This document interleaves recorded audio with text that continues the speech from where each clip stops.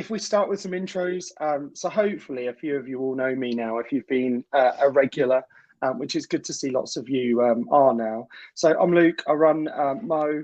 We host these interesting conversations with a variety of different people, from coaches to professionals to educators, hopefully to just bring you a good quality conversation about topics that matter.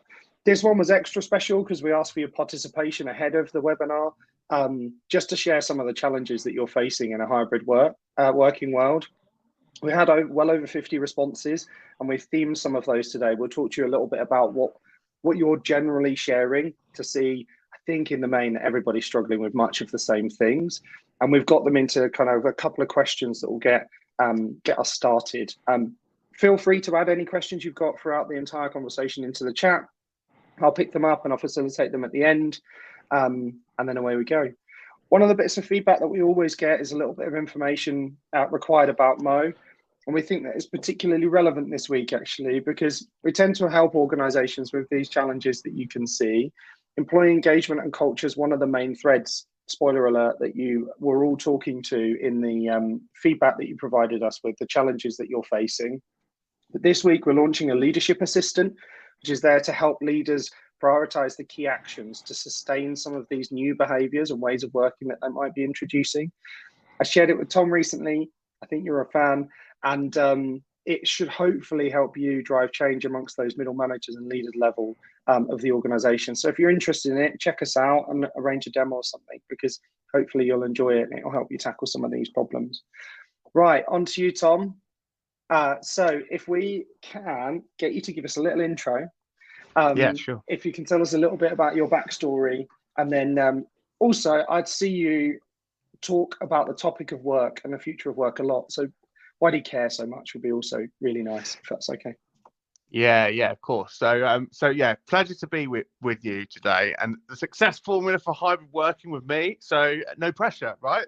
And so look, my name's Tom Kegode. I've worked for Lloyds Banking Group, which is where I am now, and I've worked there for the last. It's actually coming up to, and I think it may even be today or maybe tomorrow. I can't actually remember. But I've been like 14 years with the organisation, so quite some time. I started as a cashier in the branch network down here in Devon, where I am now, in 2009. Did a number of roles across the retail branch network, bank manager roles, leadership roles, and then some training roles before I moved across into what was previously what was a colleague and customer experience type role, where when we were going through quite a fundamental shift in the industry to move away and shift the culture from a place where we were talking in the sort of sales performance and targets to talking about whole of job and creating the right experiences for customers and having that, trying to drive that shift through the organization. So I did that for a period of time, and then I moved across into innovation about 6 years ago now, and that's kind of where I became fascinated with work. So I led a number of our people innovation initiatives. We were sort of the ones that introduced the concept of hackathons to the organization way back before, when they were still sort of like pizza and beer festivals, and nobody really knew what was going on. So but it was an opportunity to bring something in that felt really different, and that's when I kind of became obsessed with ways of working and how we work. And my sort of thought process behind that is that we spend so much time at work. How do we make sure that we're having fun? And how do we make sure that we're creating positive experiences? And it's a key part of our lives.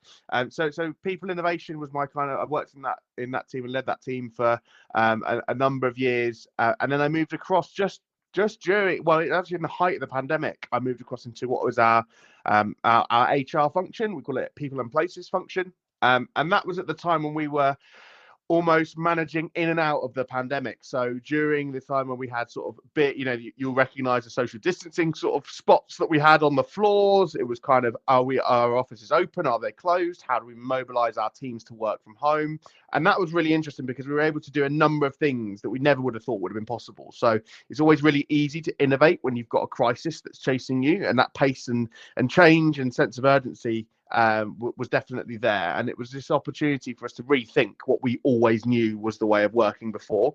So we're sort of managing throughout that process throughout the pandemic, and then what was the future ways of working team. So it's almost, how do we now, knowing what we know and what we've learned, build the kind of future of work that we want, that's inclusive, it works for everybody, take the best bits that we've learned over the last couple of years of working in a remote way, and reintroduce that kind of in-person interactions as well, to create true hybrid working and true hybrid experiences. Because I think what I've often seen as we've sort of been speaking to people across the organization is hybrid is either it's at home or it's at work. Well, actually, no, hybrid is the kind of that combination of things and how they all fit together. So we need to think about the sort of the hybridity almost of some of our meetings or the processes that we have, how they lend themselves to that way of working. So yeah, became fascinated by it, and I think it's what's really, really interesting, and why I care so much about the future ways of working and the future of work is,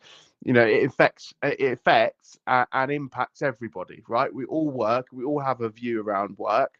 So it's a great opportunity for us to collaborate and think about what it is that we want new work to be, and create new work together. So that's me. No, great. Thank you, Tom. And I think one of the interesting things is hybrid work not being all in one camp or the other. I think we've probably all been in, like, if some of this audience was in a face-to-face meeting with me and you were remote on some video conferencing platform with a bunch of other people, that experience is probably one of the worst in which people are contending with at the minute, when you've got this like split nature of conversations across the two channels. My background also is quite similar to yours, in that I came from a marketing kind of consumer analytics and customer innovation focused space, and transitioning a lot of that thinking into work. And I think when you look at it through the eyes of the individual, the employee in this context, or the customer, and you start to think of it through their problems that they're trying to overcome, they want many of the same things that the organization's trying to drive, right? And high collaboration, connection, the ability to perform well at doing their job whilst maintaining levels of flexibility. So yeah, and I think you're right, and it's that bit, one of the bits you mentioned there around that kind of the challenges of having a multiple elements to a particular session, for example, right? So we've got to manage multiple experiences, because you've almost got, so if you've got a hybrid meeting, for example, like you mentioned there, where some people are remote, some people are in the room, you've got to manage those almost three experiences, right? So you manage the collective experience for everybody that's in the room. That's one experience that you're managing.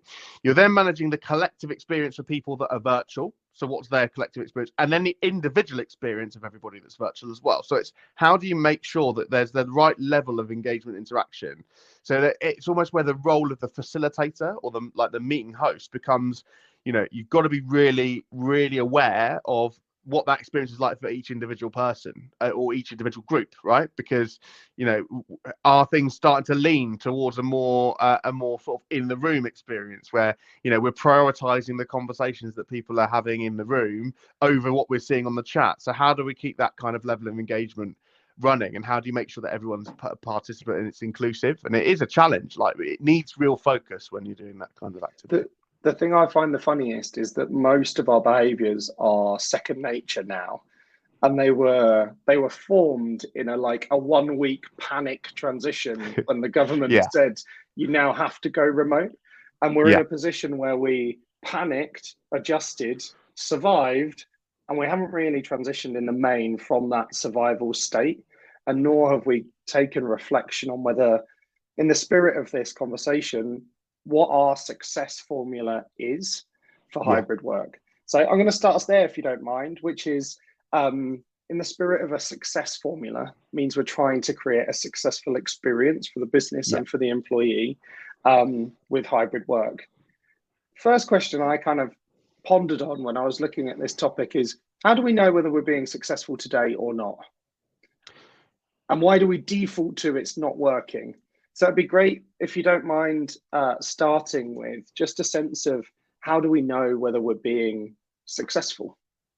Yeah, so I think it's, we need to see that level of connection continue, and that kind of how people are feeling engaged about the work that they do, feeling engaged with their teams, and that kind of, I think with the warning signs are always when people start to become more distant. And I think it's a really sort of that interesting challenge, because we adopted, and that's like as a human, right, we adapted to that, like you said, during that time when we were told you have to do this. So what happened is that we adapted the things that we already did to a virtual environment. So Teams is an example. We almost perhaps we hadn't adopted video conferencing tools. And I always wonder what happened to Skype, right? Because I think they were there first, but like we're Teams now, we're Zoom, we're using other platforms. So I think it's really interesting how we adapted and made that shift.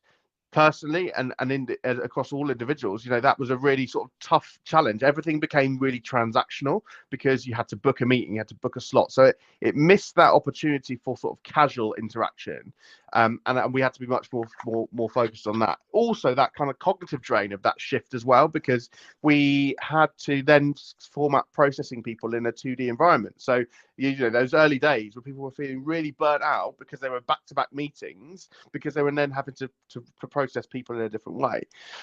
So I think that was a really interesting thing to observe, and then we settled into that for a long period of time. And then you have the opposite when you start introducing physical connection and being in offices together.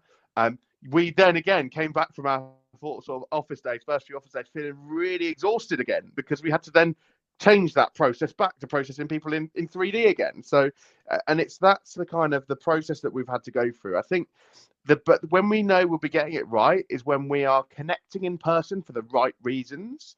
We're coming together with purpose, right? So we're being really purposeful in our interactions.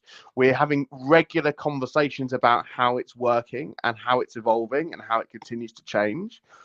One of the things I always say to people is that if anyone tells you they've got the answer for hybrid working, they're lying, right? Because we've never done this before. This is something brand new that we're creating together. So, as much as we can sort of, we're in that mode where we are testing, and we will continue to be testing. And I think we're probably, when I think back to the journey we've been on in Lloyds Banking Group, right?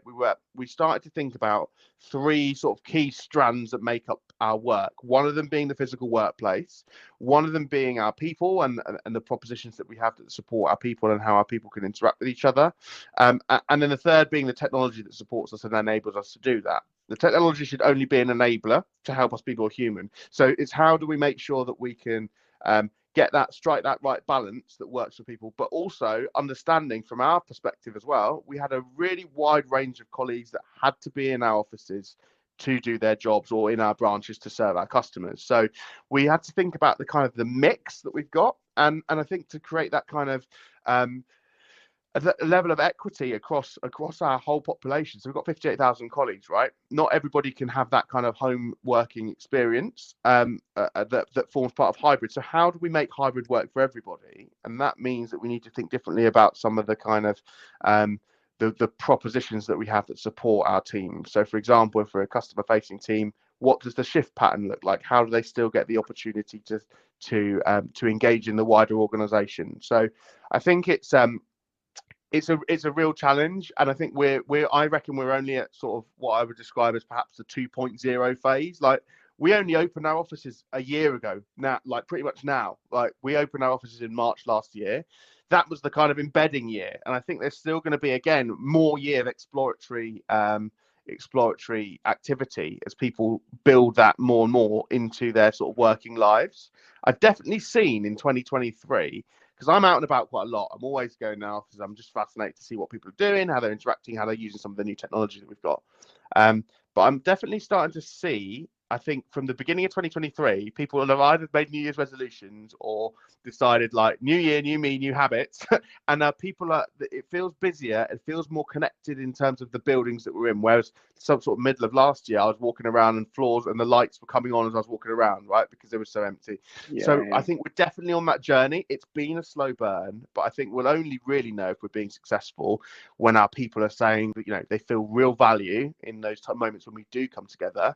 And that sort of charges up their social batteries. Their social capital is charged up for the next thing. So I think it's going to be just that kind of ongoing evolution and making sure we continue to talk about it and be open to it to change again.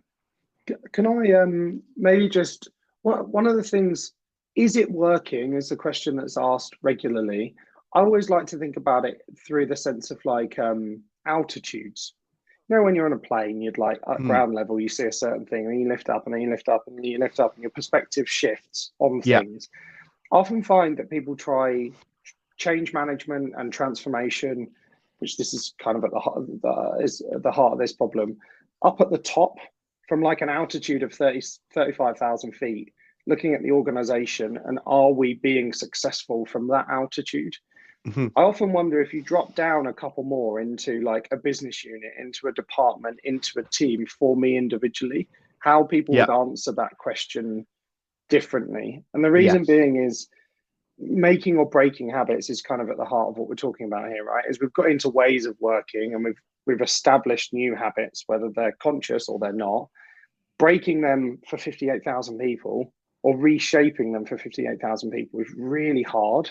Yeah. And often for me, like change management is best done in pockets and not programs organizationally. Yeah. How have you seen your approach at Lloyds Banking Group? Uh, I guess what's the question? Narrow your focus, experiment more effectively and more Hmm. quickly to Hmm. get it working somewhere rather than Yeah. everywhere. Yeah. So I think what we try to surface those stories of people that are doing it really well. So when I was sort of at the beginning of last year, I sort of introduced this concept of a work lab where we would almost test and learn and have that test and learn had been the kind of the words that we wanted to use as we go into this next phase. Like we need to create environments where we can try things and they'll fail. And that's cool. Like we're happy with that. Like we learn fail, first attempt in learning, right? So it's almost like how do we start to create that environment that enables people to do that, to test things that they think might work and share them.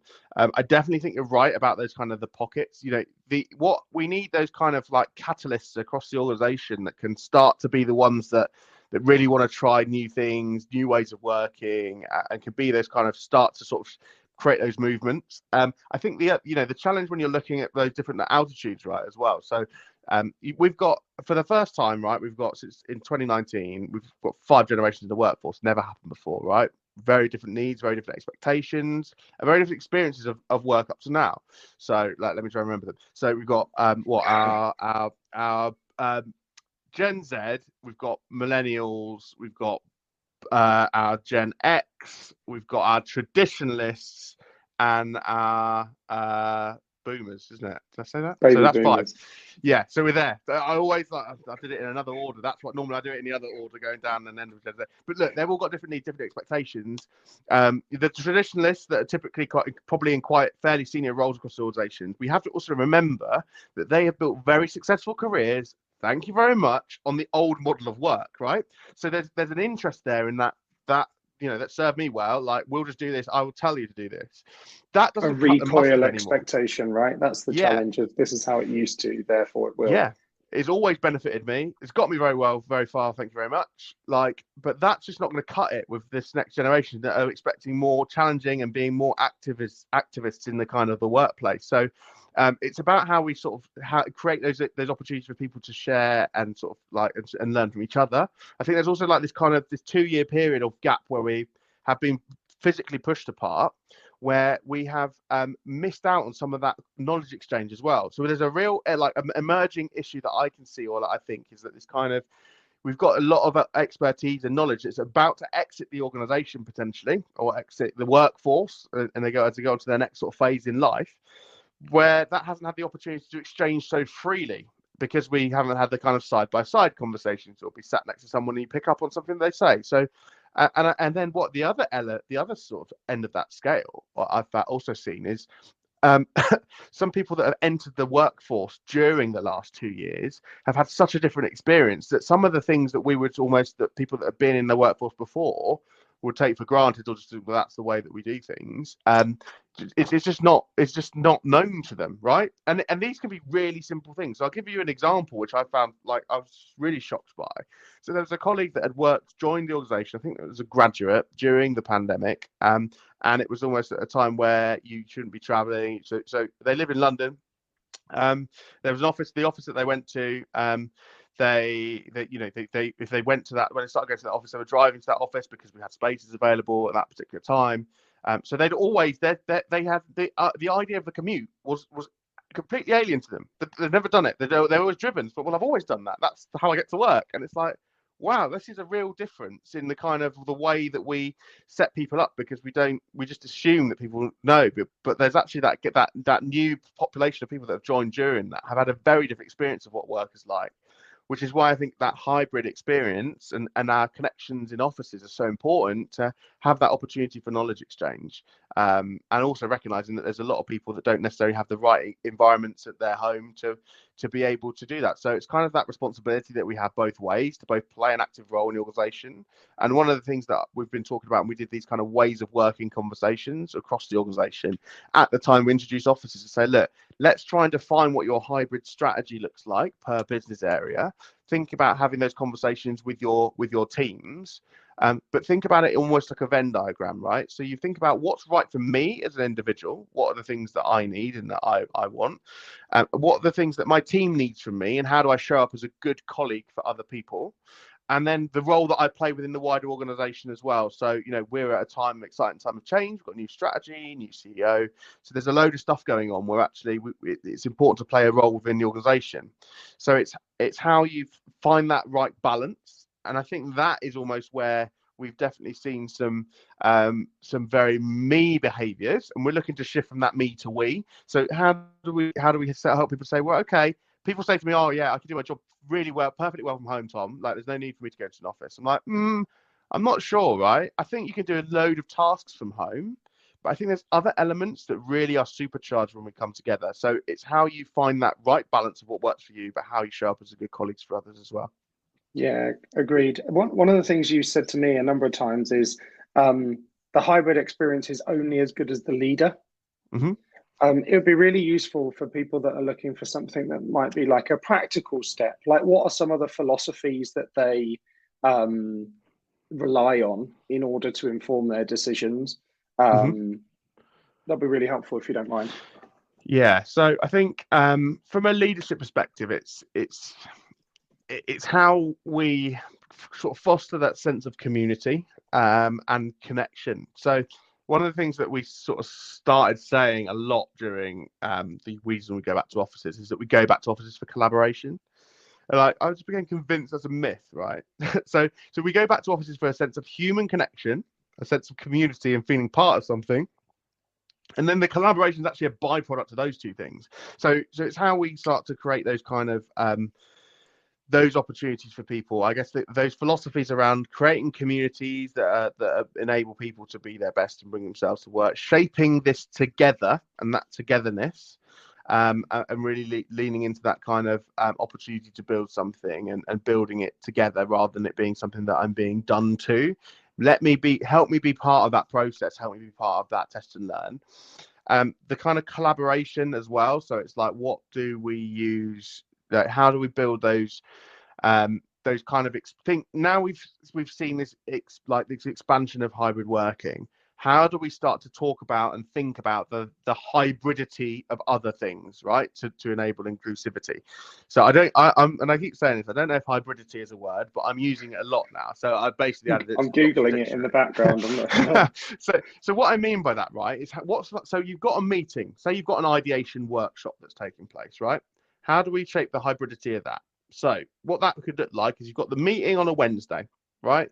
You might start an asynchronous chat on a Monday to give people the opportunity to start to build ideas and start to generate ideas. So it's almost thinking of things in sort of end-to-end journeys, right? So you can pose the challenge question to people on the Monday. Say, we'll be coming together and we'll be having a sort of ideation and rich discussion on that on the Wednesday when you have that face-to-face meeting. We'll have lunch or whatever. And then we'll go away, we'll reflect, and then we'll put it into this whiteboard or whatever. So actually, there's that meeting, instead of it being one session where everybody comes and gives all their ideas, from an inclusivity perspective, you give people the opportunity to reflect, to share their ideas in advance, but then also you have a much richer conversation when you do come together. So you're using those things that we've learned about virtual connection and virtual environments and virtual tools that we perhaps wouldn't have even bothered defaulting to. We just said, we've got to be in the room to do that. What you'll also find is that opens up the kind of, it's almost democratizes innovation, because it means that people can get involved from wherever they are. So they're starting that conversation. They may not be able to get to that meeting that's going to be taking place in Birmingham on Wednesday, but they can share their ideas before. So they can be part of that ideation process. So you're being more inclusive from a neurodiversity perspective, of people that are perhaps more reflective, or need that time to shape and think about things. You're having a richer conversation when you come together. And then there's an end sort of what happens in the room doesn't stay in the room, right? It's something that is then got that next steps can be built afterwards as well. So you really focus on that kind of meaningful time together by sort of hybridizing the end-to-end You're journey, stretching right? that word now. It is a word. I don't think that's basically, a as word. well. So I won't use hybrid. But Cool. do you see what I mean? So it's almost Yeah, like, how yeah. do you use all the things that we've learned to think about that end-to-end experience for all the people that are part of that process? Got you. Okay, cool. That makes sense. We're going to come to the audience in just a second for questions. I've got some of the threads from the contribution that people shared, and I think we're just going to pop a slide up now to Cool. show you some of the things that people said.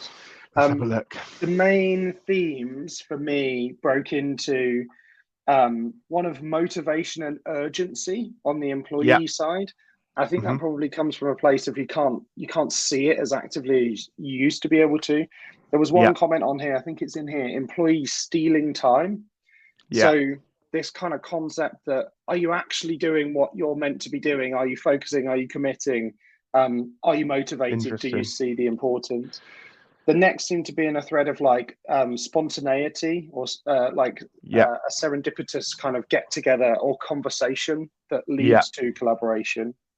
A lot around ways of working, like we were doing it this way, we know that it's not quite working, or we've introduced mandates or policies around when you have to be in the office. And then a desire to find the balance. So I've got one question to kick us off, but I'd be really keen for those of you that are here and listening, given anything that Tom's said, like, what's the key question that you feel like you really need the answer to, that we can help you with? And I'll kick us off with one that I've crafted, given the threads that I've seen, if that's okay. So the question is, how do you encourage people and teams to break the mold? So they've got into a way of doing it. People are here and signed up to this because they want to do it differently and be more successful. How do you transition and evolve your ways of working?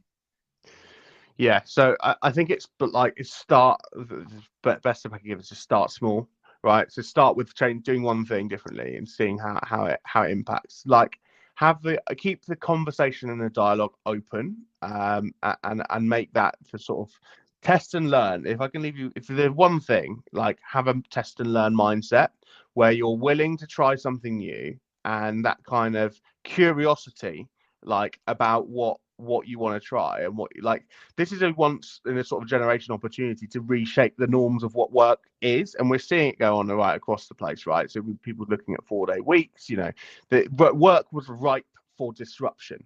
So now is the time to try different things. Like, if we settle for the status quo of what we know now, like, we'll miss an opportunity. So let's keep testing and learning, keep trying new things. That kind of concept, I think, is really interesting around trust. Like, we have to lean into trust here. Like, and this kind of employees stealing time, I think it's a really interesting one I've not heard before. I think it's, how do we, at the end of the day, you need to set up the process that enables you to focus on the outcomes that you're looking for your team to deliver. If your team's delivering those outcomes, I don't care about the time, right? I care about what the outcome is. If the outcome isn't being achieved, then we need to have another conversation. It's having the ability to face into those conversations. I found a clock watching, like, it doesn't. I think that's kind of an old work model. One of the things we realized again throughout the pandemic was, this kind of, what was rigid flexibility has now been able to become more everyday flexibility. So I'll give you an example. Like, I work better in the evenings. That kind of asynchronous work it works for me, because I get in a better sort of headspace at that time. But then that might mean I might take. So we saw an example of somebody that uses their time on a regular day off on a Wednesday to make doctor's appointments. Now, we know how hard it is to make doctor's appointments, right? So actually having that flexibility built in now and the trust that the outcome will be delivered, regardless of when it gets done, as long as we have that kind of expectation it will be delivered by X time. I think it's around how we start to facilitate that a lot more, and think about how we can lean into that and focus on the outcomes and the deliveries. And then we also have to balance that with having really honest conversations about the expectations of delivery as well. Perfect. Thanks, Tom. There's a question that's come in, which is, as a manager, how best is it to manage informal check-ins without people feeling like you're kind of checking up on them or being micromanaged? Yeah, so I think it's defining those conversations in the frequency. Like, I also think what's a really good idea, it's not something we've actually tried, but something I've been reading about recently, is this kind of concept of office hours. Like, when are the times where you can just pick up the phone that you agree within the organization, where you can pick up the phone and call. I saw an article, I think I was reading the other week, I'm not sure, or maybe it's on LinkedIn or in a newsletter, that somebody had said, yeah, really quick chat, put in the diary, quick chat dash good thing. Like, do you know what I mean? So it's things like that you can sort of take away some of those things where it's almost like that kind of anxiety that can be induced by just saying, I want to have a check-in. So it's being creative with those. But yeah, I think the office hours is a really interesting one. Like, if you agree your core hours are between, like, as a line manager or manager, between core hours you have as a team is between 10 and 2, for example, all right, and then you can pick up the phone anytime to me, or I might pick up the phone anytime to you. That's the kind of time that we need to have that kind of ability to connect. I think that could be a really interesting one to start to test as we go into this next phase. I think the other one that we've adopted internally that seems to work quite well is the expectation that these don't have to be live conversations. And that checking in on somebody could happen asynchronously, i.e., you post it, and you might not expect a response, or you might expect some form of written response. So, Paula, when you think about the process of the check-in, the meeting isn't the check-in per se; it's the conversation that's happening. That doesn't necessarily have to happen there and then. Or, Tom, in the spirit of the kind of office hours drop-in, our engineers now have started having open meetings all day with nobody in them, which will sound mental, but people can be in a position where they can drop in, which will ping as soon as there's another participant beyond the host, so they know that they're keen for conversational collaboration right now, which probably is killing Zoom or Microsoft Teams or whatever, but it means that people have that opportunity for, I have the thought now, I want a conversation now, it's blocking me, how do I move on beyond the next thing? So hopefully that's helpful too. It's like that virtual water cooler, trying to create those environments. And I guess it's almost when you are in offices, for example, like, think about the concept of anchor days. Like, how do you build social interaction into those as well, and informal opportunities into those? Like, when I go into an office, I put my out of office on, even though I'm in the office, to say, I'm going to be in the office, making the most of, like, face-to-face time today. I'll be here or here. Feel free to come and say hi. You can always pick up the phone, right? We've got fairly decent phones still these days. People seem to have forgotten. So if it's urgent, give me a call. But I'll probably have a much more reduced virtual presence until I'm either on the train when I do sort of my catching up, or I'm back in the home office on whatever day that might be. Yeah, great. We've got a couple more questions. I can see a couple of people are typing. Just whilst that comes in, I've got one more for you, which is when culture is something often associated to the office or being physically in the same environment, what are some of the best ideas you've seen to build togetherness whilst people are, apart from each other? And not another quiz or anything like that, but like the meaningful stuff that builds togetherness. Yeah, so I think that kind of, Zoom quizzes are so 2020, right? So I think it's like, how do we almost create those communities around interests, communities around people wanting to be part of something that have that same level of connection. I think what's really also really interesting is where you can start to find those, where you can bridge those virtual communities into physical communities, right? So you may have a virtual community on Yammer, for example, or on whatever tool it is that you use, and then that's a community that might be around, I don't know, photography, right? You then get people that are coming together around a key sort of a key interest that they share, But then also you have those kind of other events that almost bring people together, that those people that might then go and meet together for a beer at some point if they're all together. So it's how you bridge the virtual and physical, again linking back to that kind of end to end experiences, end to end journeys across all channels. I think often we look to provide the answer rather than just equip and enable the opportunity as well.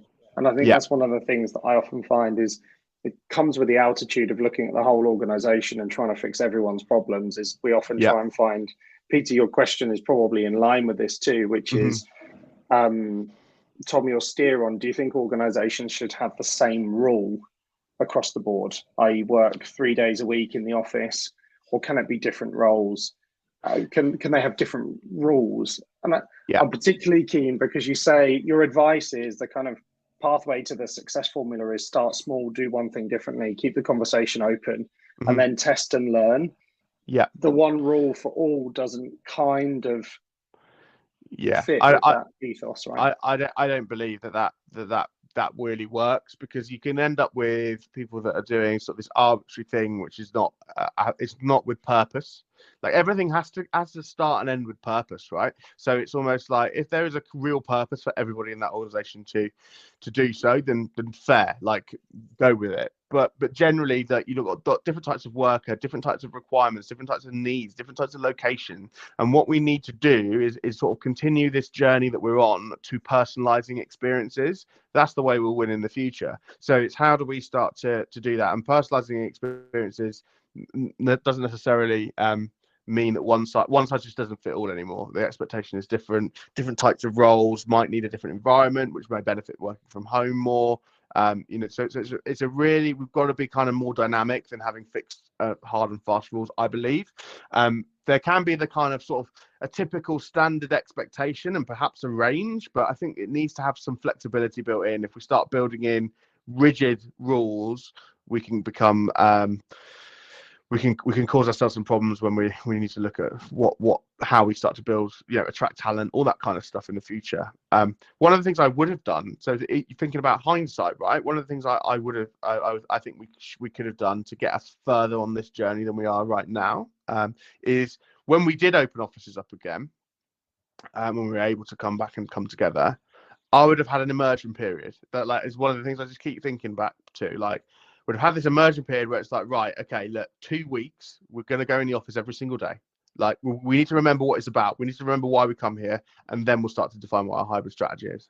So I think that's something that if I had my time again, that's what I think would be a really cool thing to do. I think it would have we had quite a slow adoption of the office use, and it still continues on. It's on a trajectory, but it's still slow.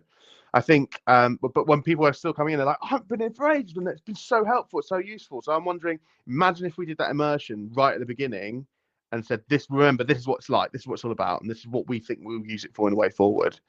And then we went off. I think we'd probably see we'd have almost supercharged ourselves to get to a place where we are today. More balance, because you've got this recency bias, right? Of I'm at home and I can work in these ways right now, which is easy and convenient, and often you need a jolt to drive transition, right? Exactly. It's not too late to do that. It's not too late to do that. Cool. I've offered the opportunity for one last question. I'll just pause for a couple of seconds to see if anyone starts typing. If you don't, I've got one to end us. So do not fear, Tom. There is one more opportunity to share your wisdom. Right, I'm going to go with uncertainty around the future of work. For me, creates opportunity. We've seen good pace and energy around establishing new ways of working. Where are you placing your bets on where next? What happens next? What are the big changes over the next few years? Who knows, right? This is always, it's like the $1 million question. I think that journey to personalization will continue. I want to see, I think there'll be less offices, but they'll be better. There'll be hubs in the community, and I think that's kind of going to be really exciting. We're going to get to a point, I hope, where people will love to go into their office days. Like we just opened one of our new offices in Bristol, and I just can't stay away from it. Like I live in Plymouth, it's 2 hours away. So, but I'm still like I'm excited every day to go in there because it's so different. It's got focus on well-being. We've got really great food in there, loads of different teams. It's a shared building and shared space, so it's a real opportunity to like be an active participant in the wider community of Bristol. So I think that's what I think the role offices plays will continue to evolve, but we'll have much more of a focus on building connections, socializing, and being part of a community. And I think that's exciting. Perfect. You've given us seconds to spare, so thank you ever so much for your time. To answer Tom's, the other Tom in the chat's question, we are going to be sharing the recording. You should get an email fairly shortly. So I hope all of you have enjoyed it. I hope you're leaving with some insights as to how you might want to think about things differently. Give it a try is the encouragement. Test, learn, start small, don't try and boil the ocean, and be in a position in which you create a more successful hybrid working environment. Thanks for your time. Thank you, Tom. Thank you very much. And yeah, feel free to connect with me on LinkedIn. Always happy to have these kind of conversations. So great to be here today. Thanks. Perfect. We'll see you soon. Take care. Cheers. Bye. Bye. Bye.